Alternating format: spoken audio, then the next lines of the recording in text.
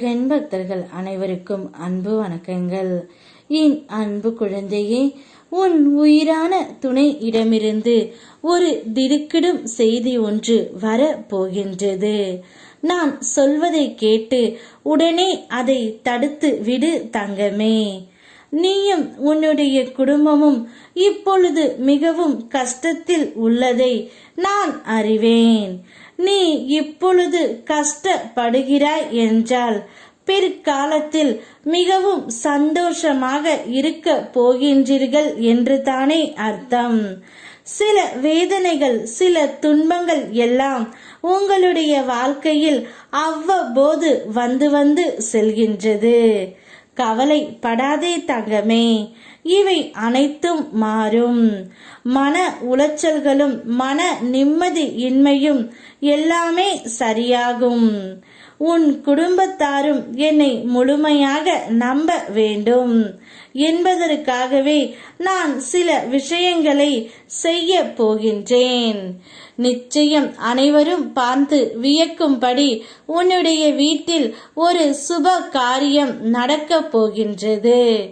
ஆனால் உன்னுடைய துணை இடமிருந்து ஒரு திடுக்கிடும் செய்தி ஒன்று வரப்போகின்றது. என்னத்தான் உன்னுடைய துணை உன்னுடன் சந்தோஷமாக வாழ்ந்து வந்தாலும் உன் துணையின் வீட்டில் உள்ளவர்களால் எப்போதும் பிரச்சனையாகத்தான் இருக்கின்றது. உன் துணையின் வீட்டில் உள்ளவர்கள் உன் துணையிடம் இல்லாததையும் பொல்லாததையும் கூறிக்கொண்டே இருக்கின்றார்கள். அதனால் உன்னுடைய துணை மனம் மாறி இப்பொழுது உன்னிடம் சண்டை போட வருகின்றார் தங்கமே.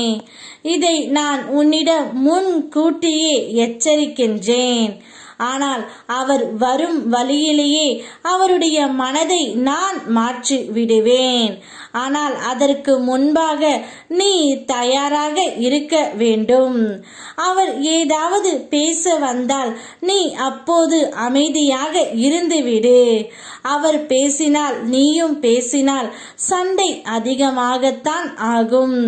நீ சற்று மெதுவாக இருந்துவிட்டால் சண்டை சிறிதளவு போய்விடும் தங்கமே. நீ அமைதியாக நகர்ந்து வந்துவிடு. ஏனென்றால் இப்பொழுது உன்னுடைய குடும்பத்தில் ஒரு நல்ல காரியம் நடக்க போகின்றது. இந்த சமயத்தில் நீங்கள் இருவரும் சண்டை போட்டால் அது மிக பெரிய விளைவுதான் ஏற்படும். அதனால் நீ எதையும் எதிர்பார்க்காமல் உன்னுடைய வேலைகளை மட்டும் செய்து கொண்டே இரு தங்கமே. நிச்சயம் உன் துணையின் மனதை நான் மாற்றுகின்றேன். உன்னிடம் சண்டை வராதபடி நான் செய்கின்றேன். யார் யார் உன் துணையிடம் அவதூறாக உன்னை பற்றி கூறுகின்றார்களோ அவர்களுக்கெல்லாம் தக்க தண்டனையை உன் கண் முன் நான் கொடுப்பேன். அனைத்தையும் உன் அப்பன் முருகன் நான் பார்த்து கொண்டு தான் இருக்கின்றேன். அவரவர் கர்மவினை நிச்சயம் அவரவர் அனுபவிப்பார்கள். நீ பொறுமையாக இரு தங்கமே. என் பிள்ளை எப்பொழுதும் என்னுடைய கட்டுப்பாட்டுக்குள் இருக்க வேண்டும். அப்போது நான் உங்களை காத்து அருள்வேன். யாம் இருக்க பயமேன். ஓம் முருகா.